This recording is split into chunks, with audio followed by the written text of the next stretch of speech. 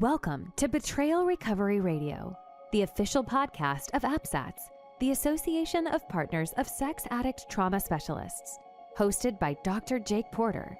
APSATS is a nonprofit organization providing professional training and compassionate support to partners affected by problematic sexual behavior and betrayal trauma. In each episode, Dr. Jake guides a conversation of enlightening insights and practical tools to empower those affected by sex addiction and betrayal trauma to use their voices and live their values. The mission of Betrayal Recovery Radio is to offer hope to those in need of healing and growth to those moving through grief. And now, here's your host, Dr. Jake Porter. Welcome to Betrayal Recovery Radio. I am your host, Dr. Jake Porter, and I'm thrilled to be joined today in a conversation with the authors of Building True Intimacy, a powerful book that lays out a roadmap for restoring relationships after betrayal.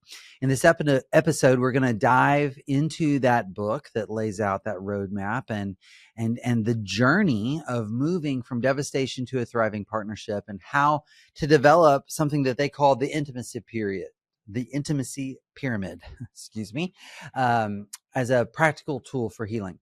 We'll explore the essential role of honesty, vulnerability, and intentional connection in rebuilding trust and creating emotional safety. So whether you're navigating betrayal by yourself or simply looking for tools to deepen intimacy in your relationship, this conversation, I hope, will be full of hope, encouragement, and actionable insights that you won't want to miss. Let me tell you about my guest today, the authors of this book, Building True Intimacy. We have Matthew and Joanna Raabsmith, who are clinicians, speakers, and authors of this book. They have over 20 years of combined experience in counseling, coaching, and guiding couples toward healing and transformation. Their mission is to help couples navigate the complexities of relational challenges, particularly in the aftermath of sexual addiction and betrayal trauma, fostering deep restoration and growth. Matthew is a professional certified coach with ICF with a background in pastoral leadership, while Joanna is a licensed marriage and family therapist, EMDR practitioner, and certified clinical partner specialist through APSATS. Both hold Master of Divinity degrees and have served together on multiple church leadership teams. Currently, they co-lead their private practice, the Raabsmith team, where they specialize in helping couples rebuild connection, trust, and intimacy. Dan Drake is their co-author. He is a licensed clinician and the founder and clinical director of Banyan Therapy Group in Los Angeles, California. He is a certified sex addiction therapist supervisor and a certified clinical partner specialist supervisor and a certified clinical disclosure guide mentor. He is the co-author of many books. I recommend them all. He is also a husband and father to 2 amazing kids and 2 fur babies. His passion is to help sex addicts, their partners, and families restore relational, mental, emotional, physical, and spiritual wholeness to their lives. Dan strives to provide a safe environment where his clients can grow and heal. Beyond that, all 3 of these folks are colleagues that I have grown to really admire, respect, and consider to be professional friends in this field. It's a great conversation. You're going to get a lot out of it. I got a lot out of it just having the conversation with them. Before we turn there, I do just have one announcement for you. This is the official podcast of APSATS, the Association of Partners of Sex Addict Trauma Specialists. And coming up just in a couple of weeks from the release of this episode is the annual conference. The theme this year is Healing Together, Empowering Partners and the Professionals Who Guide Them. The dates are February 5th, 6th, and 7th. This conference is live via Zoom, so you can join from wherever you are around the world. You can learn more at apsats.org. You won't want to miss it. Incredible speakers there. And also, APSATS does want to offer you a free gift if you've not yet claimed that as a listener to this podcast. It is a free download from Dr. Crystal Hollenbeck called Expectations. What should the betrayed expect from the betrayer in the therapeutic process? And you can get that at apsats.org/podcast. That's apsats.org/podcast. All right. Without any further ado, I'm going to turn now to my really fun, really informative conversation with the Raabsmiths and Dan Drake.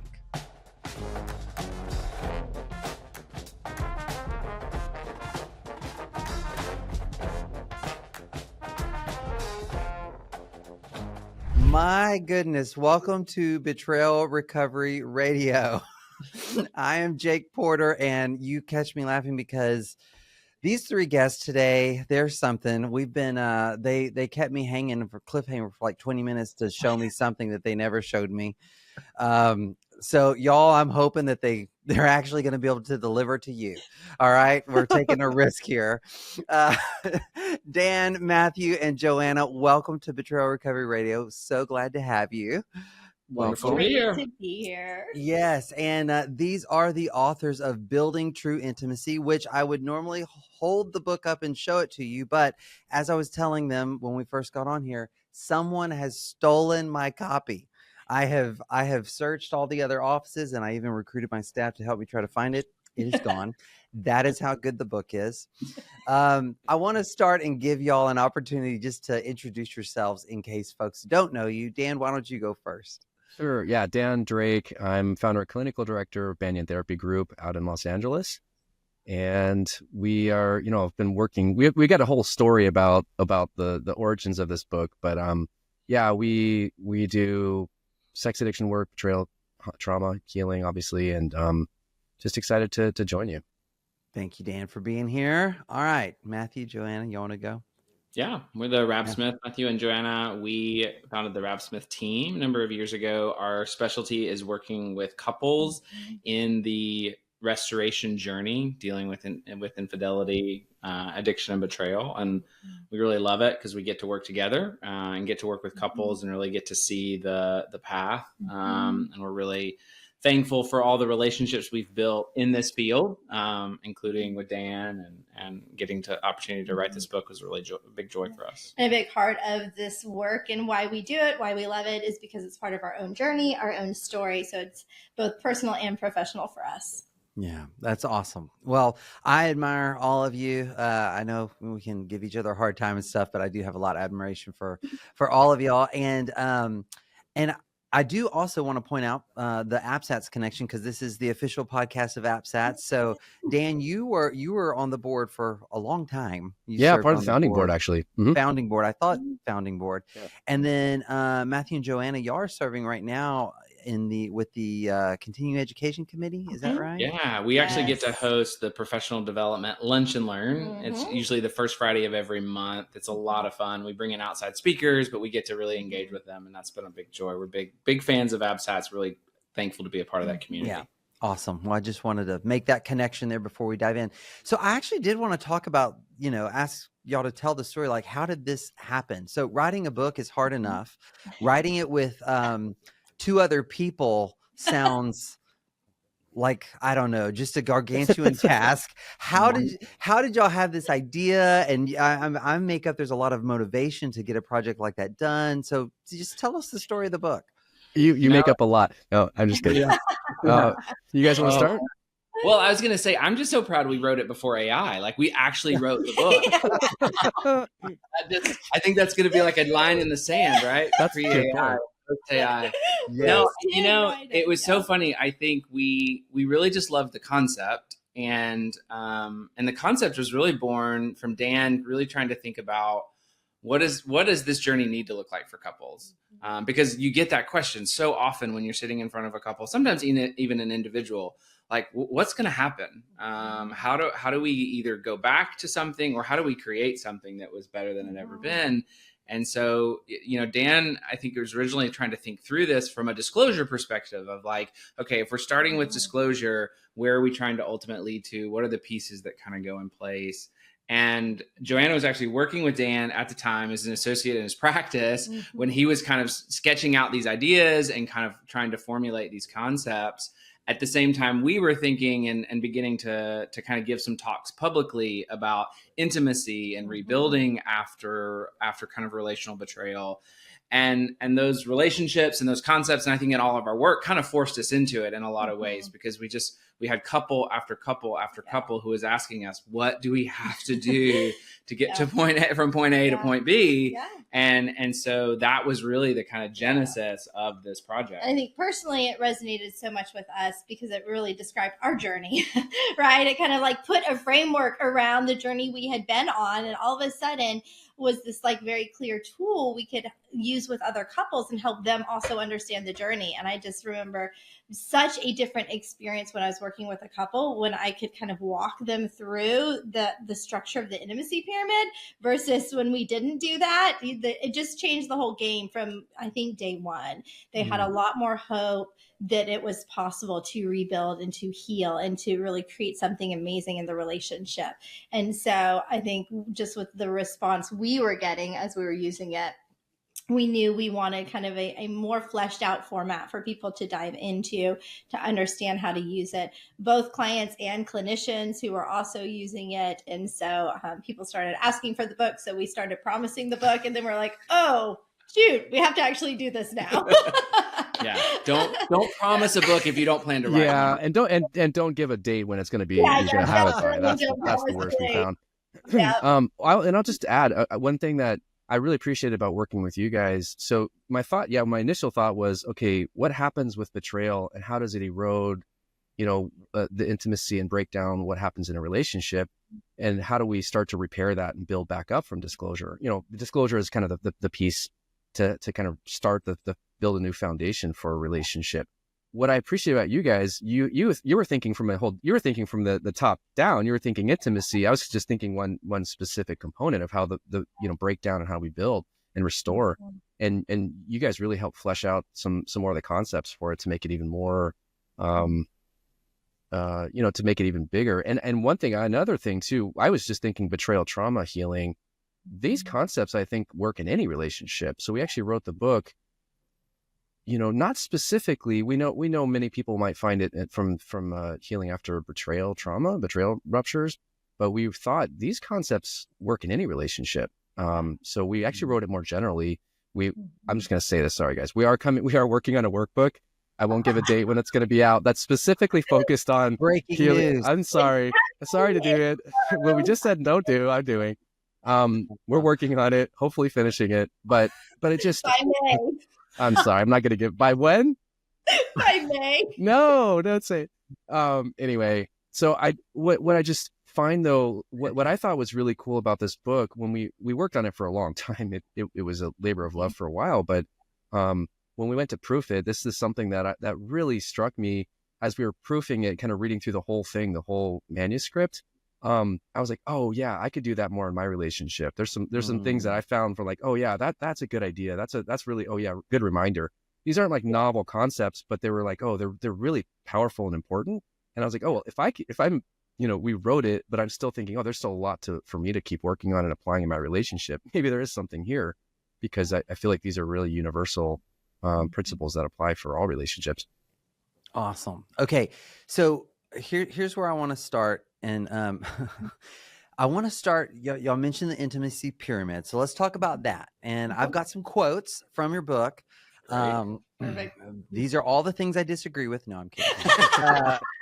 No, this is good stuff. This is good stuff. So I have a couple of quotes specifically around the pyramid itself. So one of you writes, the intimacy pyramid gave us a map for navigating our wilderness, a way to piece together the fragmented guidance we had been stumbling through for years. And then later, each layer of the pyramid builds on the one before it. Skipping steps only leads to collapse later. So I love the concept of the pyramid, not just because I like triangles. I don't know why triangles are one of my favorite shapes, but but like this idea, like there's a deliberate ordering there's an issue of structural integrity. Like I love that idea. So here's what I'm throwing at you. There's sort of two parts to this. One, can you walk us through the pyramid, explaining kind of how it clarifies, a way and charts that course. Okay. So walk us through the pyramid. And two, as you do that and you talk about, why each step comes before the one, the next, like how they build on each other. Yeah. I think it actually does help to kind of work top down, because I think it shows you why that's really necessary. And that's, in some ways, that's the question we were asking. If we wanted couples to kind of have the relationship where they truly felt like one, where they felt like they knew each other, they relied on each other, right? They were this unified whole that they desired to be, maybe had tried to be in their past, right? But really desired to be. If that was going to be possible, what were the kind of things they had to be doing to get it? And one of the things we knew was that it was going to take a huge risk. Knowing what had happened in the relationship, knowing the struggles of like a betraying spouse around the fears of opening up, right? Of really letting themselves be seen. That was going to take a huge amount of vulnerability. And so we kind of had this top piece of intimacy, and we said, well, we'll never get to intimacy if we have couples who can't be vulnerable, if we can't get them to a place of really authentic vulnerability. And if we have vulnerability, we can't ask people to be vulnerable if there's not been some level of trust established, right? Asking people just to jump into vulnerability when there's been such damage, right?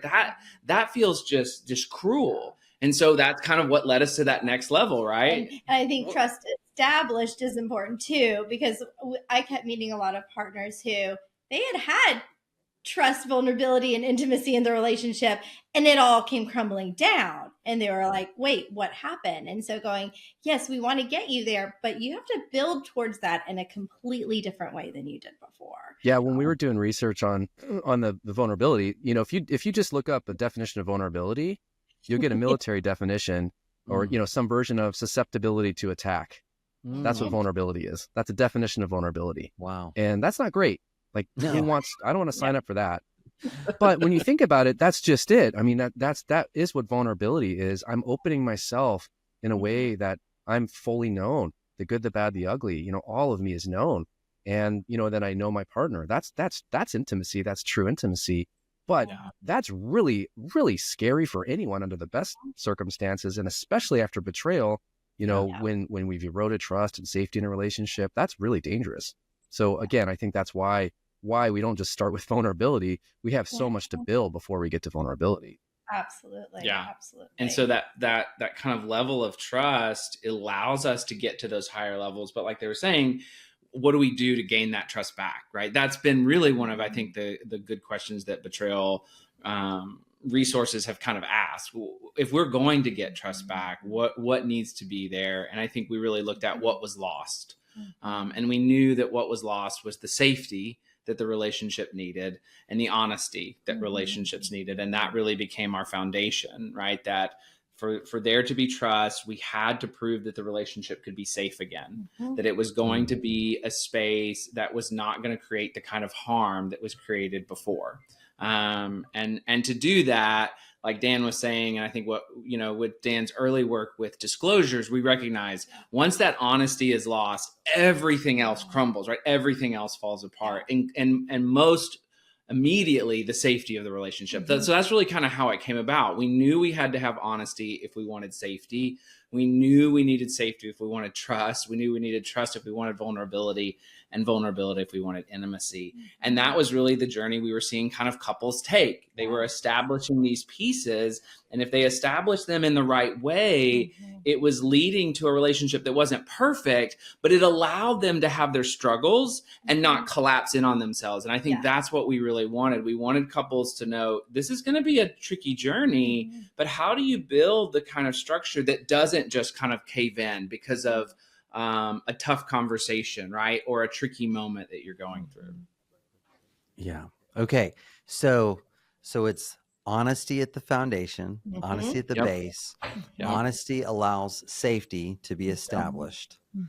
Safety and honesty together create an atmosphere for trust. And now if I trust you, I can be vulnerable with you and you with me. And then from there we can actually have intimacy with each other. And I would say yes, and that's the building blocks. And it's one thing we struggled with. It's not necessary. It's linear, and there are components that we need to build on to get to the next. But more safety allows more honesty. More trust builds more safety. Builds more. Like there's there's a back and forth with all this. More intimacy allows for even more depths of honesty. So it's not like, okay, we've got the honesty piece, we're done. Now we mastered safety, done. Yeah. If it's not a checkbox, it's a continued journey. But yeah, I think I have some couples that they want to go, they'll do disclosure and then they want to just shift, okay, now we want to do intimacy work, which I totally get. And that's beautiful, but we want to make sure there's some safety and trust built, at the same time, so that it feels, so that it's not as risky or as dangerous, that we can actually build more of a foundation for it. So, I mean, I think that's the beauty of it. And that's going to be different for every couple, how they journey through that. Absolutely. So let's talk about honesty more, because it'd be easy to be like, okay, well, you got to tell the truth. All right. And we can, all right. And we know it's not that simple. We know disclosure is a huge piece of it, and we can absolutely, I never want to miss the opportunity to talk about disclosure in case this is someone's first time listening, or they're just getting into this. It's an important thing to understand, but we talk about that, but honesty goes so far beyond even that process. So let's spend a little time kind of camping out on honesty. In the book you wrote, without honesty, intimacy cannot exist. It is the bedrock on which all meaningful connection is built. So, Joanna, and I'm actually going to kind of put you on the spot here a little bit. So you're welcome. I'm going to volunteer you with this question. My favorite. So for betrayed partners, especially those who, they're just living their lives before discovery. They're just living their lives. They're doing the best they can. They may have some sense that something's off, something's wrong. They have some sort of visceral gut level knowledge, like their relationship isn't where they want it to be. But so many that I've met give the generous assumption, give the benefit of the doubt that at least they're both trying and this, that, the other. Okay. So let's talk about the implications of finding out that that's not true generally, but then also in all these specific instances of betrayal. And I'll go just show my hand here. What I'm hoping is that anyone who's a betraying partner listening might understand the extent to which honesty has been damaged, or the lack of honesty has caused damage, and the extent to which honesty will be required to start laying this foundation of this pyramid. Yes, absolutely. It's very difficult to understand until you've been there, right? Because, obviously I knew it happened to people. I hadn't really thought much about the impact until it happened to me. And it's, it shatters your entire world in an instant, right? Everything about my life, my decisions, where I was at, the future I envisioned, all of that came crashing down in seconds, right? And that is a really tough experience, right? Everything you thought you knew is no longer true, and you have to start questioning it all. And for most partners, when they first have discovery, they still don't know the full truth yet. They haven't done the full disclosure process. So all they know is that they don't know. And that adds a level of terror on, because now I know there are these giant gaps in my story, and I don't know what was taking place during those. And so that brain starts trying to fill in those gaps pretty much right away, which is also terrifying because our brains tend to have a negative bias. They like to fill in with worst case scenarios. And so that's a really scary experience, right? As your brain is creating these stories of the absolute worst case scenarios. And what does this mean for me? That's why so many partners experience PTSD when they go through this. They will have hypervigilance. They will have intrusive thoughts. They will have all of those things happening, and it feels very out of their control, which is, again, just layers on to that feeling, that experience of powerless and out of control, right? I'm already feeling that because I thought what I could hold on to, my reality, is no longer my reality. And now my body is responding in crazy ways to that. This new reality I'm trying to understand. And so it's a very disorienting experience. And so I think one of the most courageous things anyone can do in their life is to try and rebuild with someone who has created that experience for them, right? Like that takes so much courage to try and stay and heal in the context of that relationship where you had that experience happen. And so is going, so that's why we advocate when those partners come into our office, you need honesty. You need a reality that is firm, that you can trust, that will not crumble in that way again. And if you don't have that, you're not safe, right? And they understand that pretty quickly. They get that, right? They go, yeah, I never, ever want to experience that again. And so talking about, yes, absolutely, that full disclosure piece of like, you just need to know the facts. You need to know what happened in your life, in your relationship, so you can better understand, right? In some ways, so you can learn to be honest with yourself, right? When we talk about honesty in the book, we talk about honesty with self and with others. And so I can't be honest with myself if I don't understand my own story, if I don't understand what happened, if I don't understand the impacts it had on me and now has on those around me, maybe, right? And so that helps me understand my story better, so I can then better express, share those impacts and what I'm needing. So it's another piece of honesty we talk about in the book is assertiveness. It's self-awareness, assertiveness. And so if I'm going to show up honestly in a relationship, I have to be aware of my own story. I have to be able to name, express what I'm feeling, what I'm needing. And so with so many partners, a huge part of healing is learning to trust their gut again.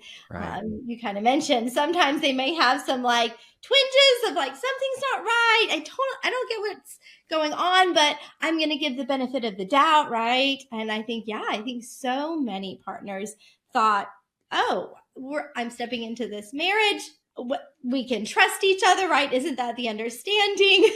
They dive right in, giving that benefit of the doubt. So healing is kind of learning to trust their gut again, learning to go, okay, when I'm sensing something, it's okay to name that. It's okay to voice that. It's okay to expect my partner to respond with honesty. And so there's so much that kind of goes into that healing process. Yeah. So good. Thank you. Guys, y'all want to add to any of that? Well, I mean, I wanted to talk about it from that betraying spouse side, because I do, like Joanna was saying, I think you were alluding to, like the full disclosure is key. And we can't speak enough about that process. And I really like that process for someone who struggled with sexual addiction or problematic behavior. It really, for me, the full disclosure let me see how far I had moved away from my core values. And so it was about what I was doing to the relationship, but it always was also about, I'm not being who I like to be, who I feel I have really been kind of made to be. But I also recognize that I have worked dishonesty into my life in so many different ways. And all of those ways are going to trip us up as a couple as we move forward. And I think what we will often see is couples who are past a disclosure are sometimes having these gaps in honesty. And like two examples I can think of, I am notoriously bad at estimation, especially when it comes to drive times, right? So Joanna will say, how long does it take to get to the beach? And I'll say 6 hours. It's 11 and a half, right? And part of me goes, that's not honest. That's not dishonest, right? That's just not accurate. But I recognize that what Joanna is experiencing is this duplicity for me, right? This thing I say and the real information. Another example is I tend to tell the story that's going to cast me in the best light. So if I'm in my office and I'm working on something and I pick up my phone to check on the score of the game and Joanna walks in and she says, what are you doing? I'm going to say, I'm working on our email campaign, right? I won't say I'm working on our email campaign at the same time that I was checking the game score, right? Because that, there's that fear in me. And so all of these ways that I've had to learn that I practice this kind of lack of full honesty, that knowing our history, that's a different experience for us, right? It's a different experience for her. And so we've seen that with so many couples where they've had really good full disclosures. Yeah. There might even be good check-ins every day, right? Where the addict is sharing where he is in his recovery. But there's these other gaps in honesty that are really preventing them from moving to the full kind of safety and trust that they're looking for. Yeah. And I'll just to add that, because I think those are such good examples, because a lot of men I've worked with will say, I mean, they'll say those aren't a big deal. They'll like, well, I'm sober, they'll go to the big one, of course. But these are, the partner's probably going to feel those, even if they're little subtle things, or it's authenticity is a critical part of honesty, right? So the do my words and do my actions line up? Words and actions lining up. That's so critical. And it could be over a little thing. I use this example a lot. If you say you're going to be home at 6 and you know you're going to be home at 6:05, 6:10, and you say 6, like, tell your wife, tell your partner, I thought I was going to be home at 6. I'm in traffic, or I got out later. It's going to be 6:05, or 6:10 is where I estimate. Like, that might not seem like a big deal, but, partner brain, to Joanna's point earlier, is saying, okay, I didn't see, you said a lot of things, but your actions were doing something else. So even with these little, these are the little battlegrounds that are actually really important, because if my actions say, well, you said 6 and you said you got home at 6:10, typical addict would be like, oh my gosh, 10 minutes, what's the big deal? And we get defensive or whatever that response is. But that's a big deal, because the partner saying, word said this, your action didn't match up. So authenticity is so critical to this. And I mean, I can't overemphasize that, because more often than not, what I see completely kills a relationship. It's often not the extent of the sexual behaviors done in the past. It's not. I mean, sometimes it is, but oftentimes it's not that. Partners can heal from the pain of those wounds. What I see usually kill the relationship are continued dishonesty, continued lies, continued stuff, or emotional abuse that continues, deceptions. That's what really continues, because now we have no foundation. We don't have a foundation that we're operating from, and the partner doesn't ever build from that. The relationship doesn't build, and ultimately the thing crumbles and continues to erode. Absolutely. I mean, I've had conversations at this point, with literally hundreds of betrayed partners. I have yet to have one. I'm not saying that this person's not out there, and it's okay if it's you, if you're listening right now, but I've yet to have one who at some point in the journey, if they're a little further along, doesn't say, yes, the actual acts of betrayal hurt, but what hurts the most, what caused and continues to cause the most damage, is not telling me the truth, that you can lie to my face. Right? Absolutely. One piece too, Jake, I just want to add, when Janice Cottle and I wrote our disclosure workbooks, you might see a version of the pyramid in there. It's actually in the workbooks. At the base is truth. So, we're talking honesty. In my initial conception of this, I had truth at the bottom. And I appreciate Joanna and Matthew, they said, well, because truth is external, truth is a thing. And I think with disclosure, we're trying to restore truth. What I think is, but it's out there. Honesty is an action that I do or don't do. And I think there's something that's really important about that step. We're not just talking about truth or some external thing. We're actually talking about a commitment to, assertiveness, authenticity, awareness, and continue to grow in those and share those. That is good. That'll preach right there. Because, seriously, because, like the disclosure process, which is wonderful, because it is sort of this formal, thing that can become, it can set a trajectory for a new chapter, right? And it can serve as like a stake in the ground and all of these other metaphors, but it does two things. That disclosure, it does more than two things, but the two I want to mention right now are, hopefully a well-prepared and well-executed disclosure is going to communicate the truth, which is a matter of content. But it is also beyond that. What it can be is a demonstration of truthfulness. Right. Which is two different things. And that's, a common question I get from partners is, what about things that he can't remember? What about, this, that, and I'm like, listen, I can't promise you 100% of every bit of data. Right. But what it could be is a demonstration of truthfulness. Yes. Especially if validated by a polygraph afterwards, to have that external validation. Yeah, but that's huge, right? So it's not just the content of the truth, it's the character of being honest, of being truthful. And And I think that has to do both with kind of that person's character who's seeking to be truthful and share the truth, as well as relationally, especially if they can get to the place where they're desiring to do that as a way to empower their partner and kind of add safety to the relationship, right? Because I am so much more empowered in my relationship when my partner is being honest, because then I know what's really going on and I can make decisions for myself. If if information is withheld, I'm not given the opportunity to make those decisions, and I'm disempowered. And that's a really unsafe relationship. That's so important, Joanna, and how scary that is for the betraying person, right? Like I just have to say that's, most people I've worked with have negative core beliefs coming into this, that I'm defective, unlovable, unworthy, I'm a fraud. No one would love me if they knew all of me, all those things that are part of it. So we're asking something that sounds, partners are like, yes, yes, yes. On the addict side, this is really, really tough because they built a whole life of hiding stuff, because if someone really knew all of me, there's no way that they would want to be with me, especially the person that I've loved and hurt the most, my partner.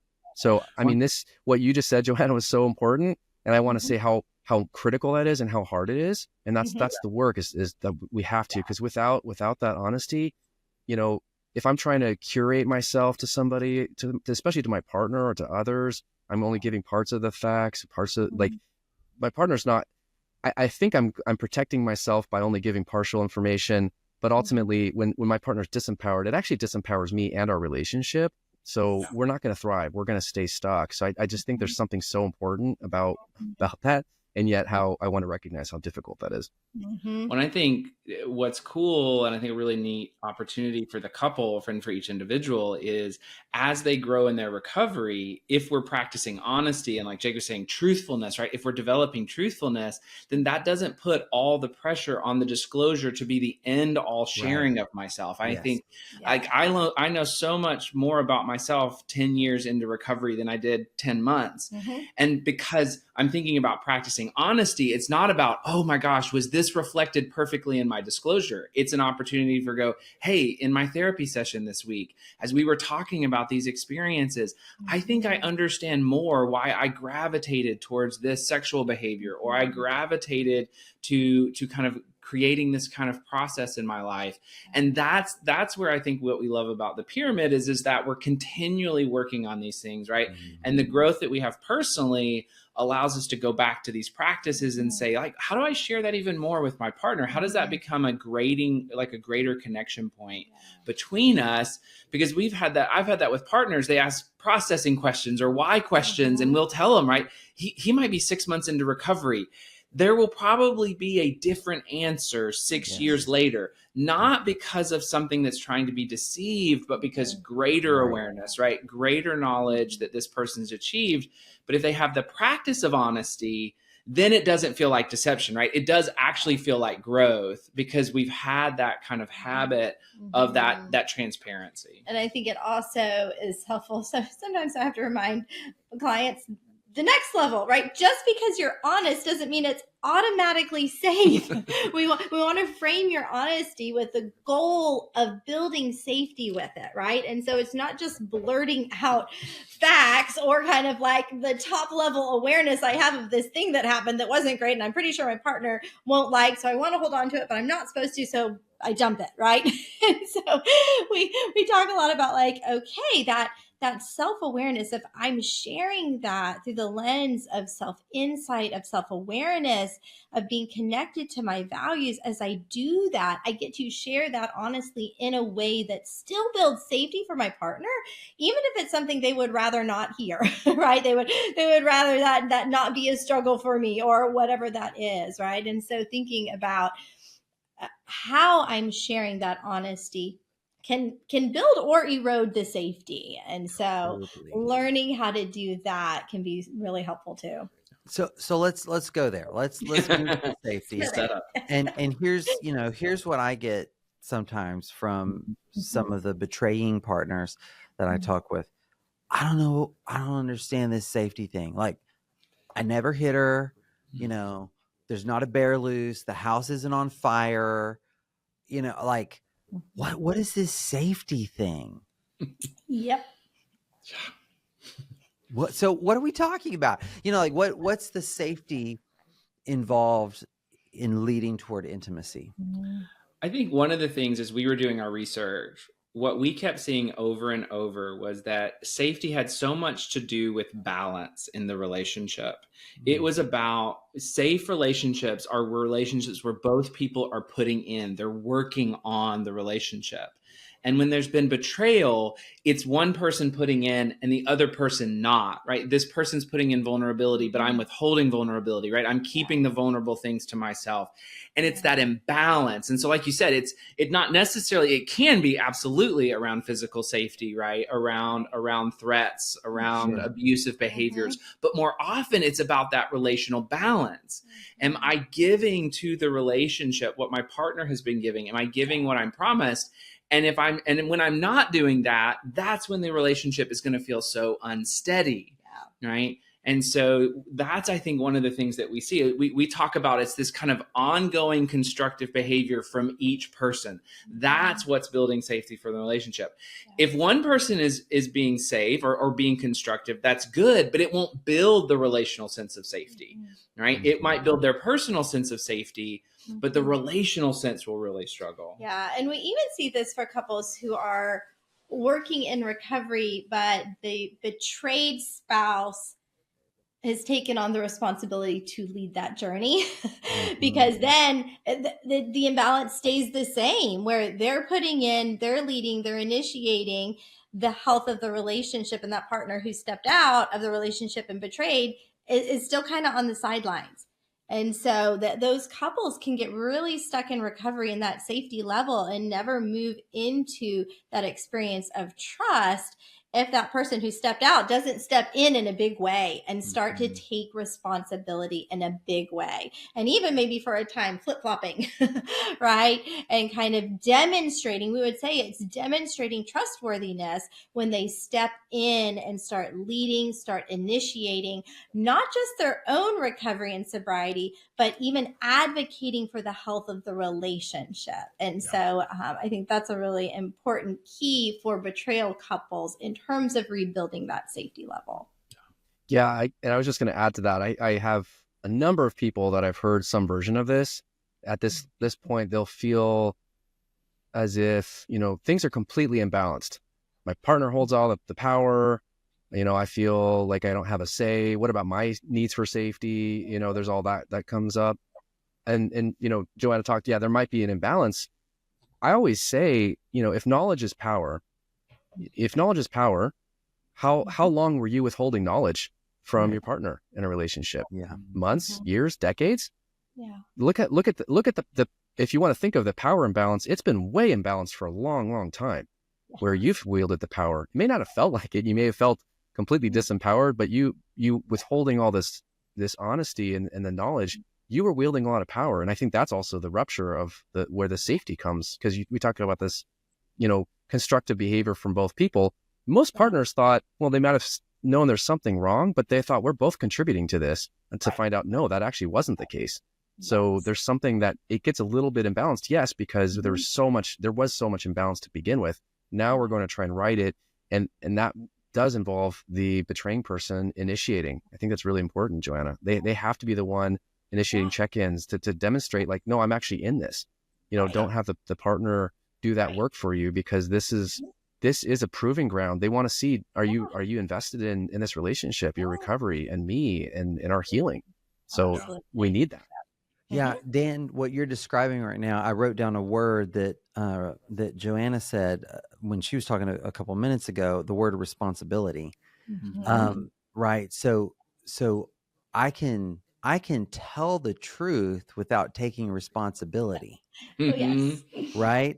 I can be honest, but I can do it in a way, that is cold, that is distant, that is accusing, that, we could go on and on, but to be honest, to be truthful, and to take responsibility after betrayal, it's exactly what you were describing, Dan. It's, the truth is I haven't been putting in there is a debt I owe. And I'm always hesitant to use that metaphor because I don't think there's a dollar amount or timeline or whatever that gets you to a zero, but still there's a truth to that. So part of safety I'm hearing is, so I'm being truthful, but I'm taking responsibility.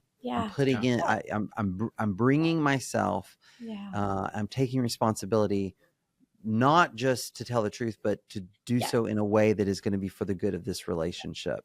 Yeah. And I think that's really important to understand, because I've heard more and more people think that taking responsibility or taking ownership, right? They'll use that language too, is saying like owning that I did it. No, that's honesty. That's not taking responsibility, right? That's being honest about what you did. But responsibility means I'm taking on the impacts of what I caused because of that decision. And I'm that kind of, you said, paying back. I'm bringing myself in now to the relationship in a way that seeks to make up for that debt, right? If you had a good friend who stole $5,000 from you and they're like, I am so sorry, I own that I did that. Can we, will you forgive me and can we move on? But they didn't give you that $5,000 back. Would you trust them very much? Right? Yeah. Probably not. Right. But that's sometimes what that recovery feels like. It's like, okay, I've done the full disclosure. I've owned that I did that. I'm trying to be different. Let's move on. Right. But I think it is really powerful for that couple to sit with the impacts together, for that betrayed spouse to be able to share those things that were lost, for both of them even to be able to point to and name what was lost in the relationship. And then for that betraying spouse to begin showing up in a way that restores those things is so powerful. And I think one of the ways we see this playing out when we're getting to work with couples is, if that sharing is going to be happening, that's usually a highly emotional space. And we recognize, like, I understand that people who have typically struggled with sexual addiction or problematic sexual behavior, they've usually also struggled with emotional regulation. They have a hard time regulating their emotions. They really struggle regulating their emotions around other people who are having a hard time regulating their emotions. And as we've talked about, right, betrayed partners have all of these emotions, right, all of these triggers that are coming up. And so part of that safety gets built if, as a betraying spouse, I can learn how to regulate my emotions independent of my partner, right? Not depending on them for my emotional regulation.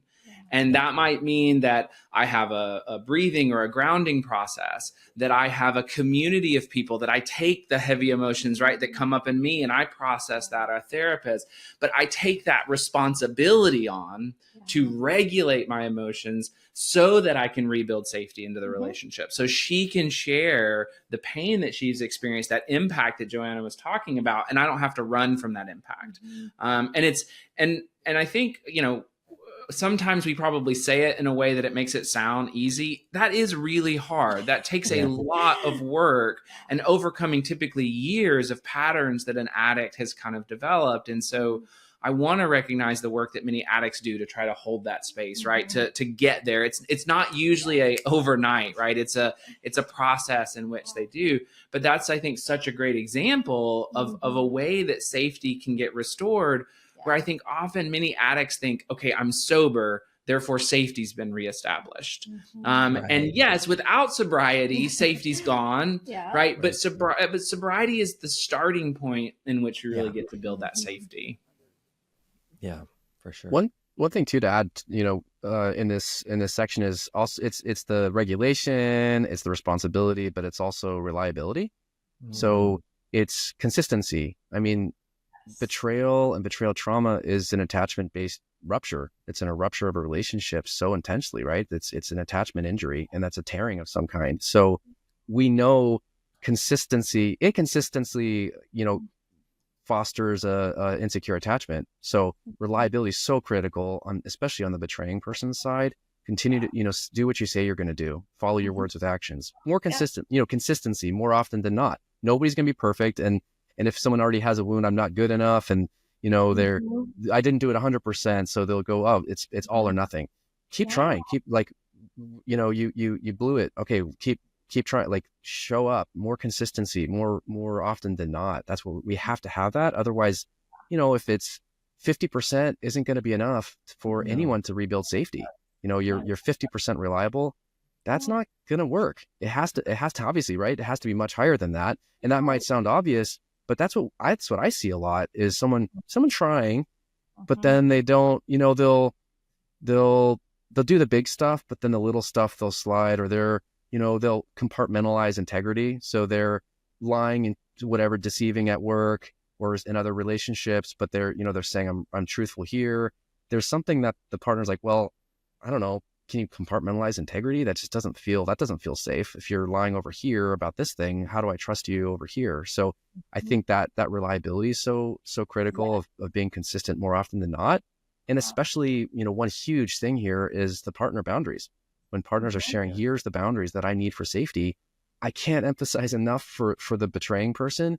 Your partner's literally giving you a roadmap towards rebuilding safety.